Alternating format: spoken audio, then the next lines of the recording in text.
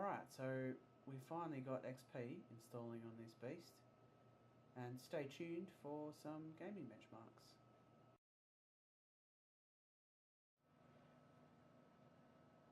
As you can see, Windows is installed and running. MS Info shows us what our system is running. Sadly, it doesn't show us the Mobo make and model, however I can assure you this is the Abit BE6-II board. Alright, before we get into the benchmarking, we would like to let you all know some of the issues we had getting Windows XP installed on this system. This board is very finicky, sort of like a Linux nerd being told their distro sucks. Anyway, I digress. Trying to install XP Pro Service Pack 2 on this system was a pain in the ass, as XP does not come standard with HPT 366 drivers. As a result of this, we had to modify our original XP disk with NLI to embed the text-based drivers for the UDMA66 Highpoint IDE controller. After countless wasted disks and many hours of failed installs and blue screens of death, we finally got XP installed and running. We're using PCMark 2002 at stock clock speeds to test our system. Here are the results. CPU score 1159, memory score 985, hard disk drive score 282. We found a system on TechSpot running a P3 at 830 MHz with 320 megabytes of RAM, an FX 5900 and two 40 gig hard drives in RAID, and their score, CPU score, was 2266, their memory was 1588, and their hard drive score, not surprisingly, was 640. So considering that we're running everything at stock speeds and we're only running a single hard drive, a much more inferior graphics card, and we're running our CPU at stock speeds at only about half the speed as the other system, that's a pretty good result. That's pretty much what you'd expect from a machine of this age, and it's over 17 years old, so you know that's not bad for a really old system. Now we will test the 3D capabilities of our system using 3DMark 2000. We will speed this up for you so you don't have to wait for an hour to see the results.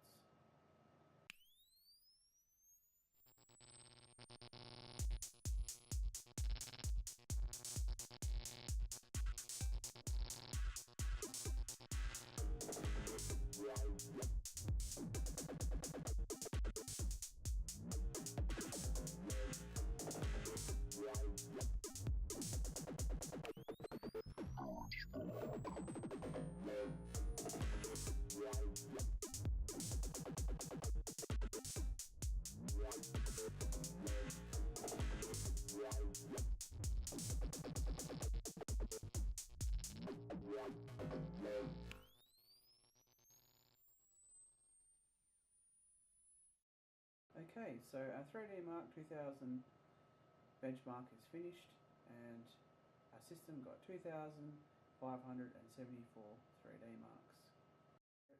Just in comparison, other systems similar to ours, but were overclocked, scored between 1,200 and 2,700 3D marks.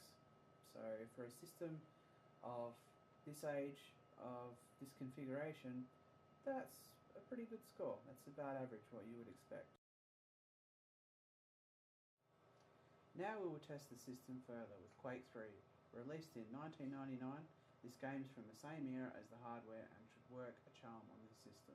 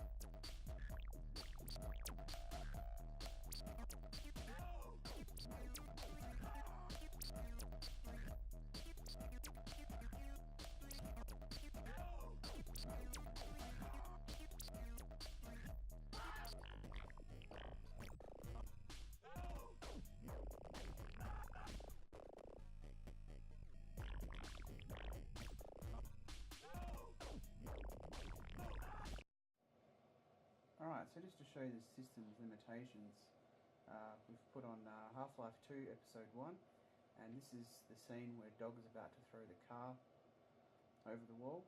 So as you can see, the frames per second is about 10 frames per second. It's a bit of a slideshow, but it just shows you that the system can actually run Half-Life 2 Episode 1, but yeah, it runs it pretty slowly, which is not bad for its age.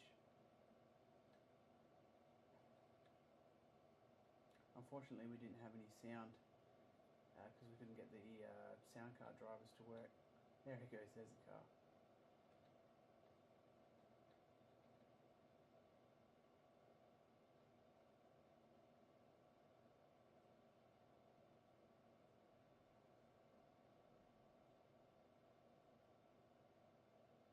Get in, bitch.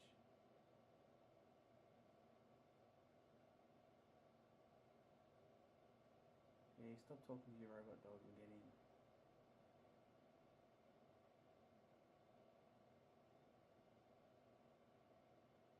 Yeah, yes, yap and more throwing.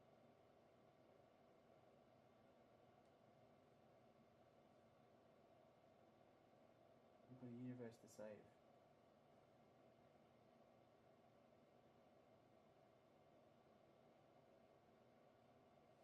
Why don't you two get a room? Yeah,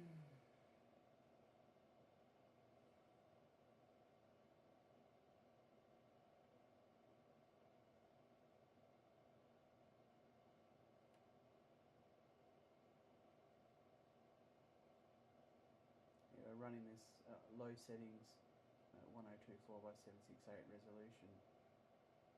And here we go. Come on, dog, you can do it.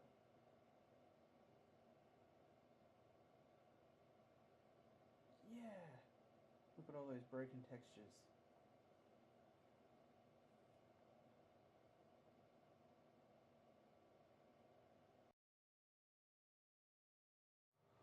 Just to round up, the purpose of this video was to show that old hardware still has a place in this modern world. This hardware is still able to play games that function well in our modern PC environments. A system like this costs us nothing but time and works well for its age. Despite the system's downfalls with loading and installing of software, it can still play a part in the PC world. It's able to play games and function as a workstation that is comparable to modern office thin clients. Granted that the system is old, that however does not mean it's useless. Thanks for watching. Please like and subscribe.